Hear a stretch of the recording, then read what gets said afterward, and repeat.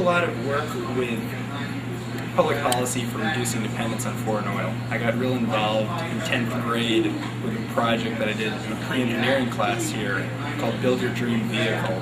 And afterward I got some internships around the area, and now I'm majoring in public policy at Princeton. So instead of proposing policy, I thought I should really go out in the community and discuss global warming. So here's something that many people that have come up to me. It's a project called Turning the Page on Global Warming. 8 members of Congress have signed it, as well as hundreds of other people. Here, you can have a look. First of all, this was made by a 2007 graduate in drawing, Tian Chen. The entire book is made by Jobet Winnis, if you want to. Smile for the camera, Joe. Oh yes, the book engineer, as he calls himself. So here's one of the pages. There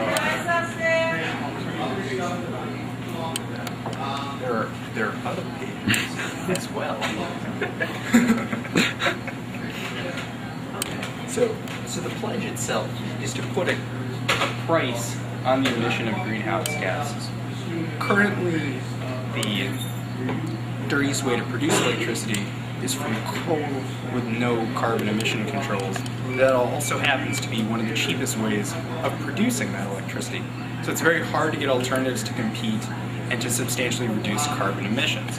And I think it's the most important public policy step that can be taken on this issue, and that's why I chose to focus on it for this project. So if you'd like to look at some of the people who have signed the pledge over the past few months, scroll up here. Here's a couple of Congress people. Now I thought I got some of the coolest Congress people here. Here's Shelley Berkeley from Las Vegas, Steve Coan from Memphis, as I physically turn the page and turn the page of Global Warming Project. Here's Henry Waxman from Hollywood, California.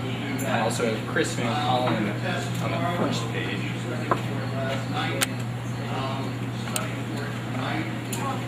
Dance with book. So here's Chris Van Hollen.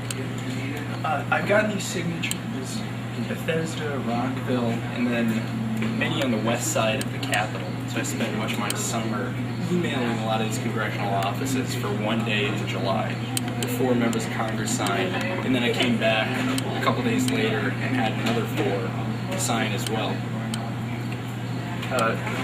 From here, I hope to eventually take it back to me with Princeton, but it's not easy to transport this. It doesn't fit into my car. The only way we got it here is because Joe had a minivan, so in this case, I do advocate the use of larger vehicles so I can transport it, even though usually I was able to just use the Metro, because Joe, in his amazing engineering ability, allows this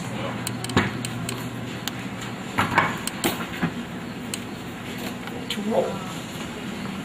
So it's very easy to transport, and since I live right near a Metro station, I was able to just roll it to the Metro, get on the train, and go.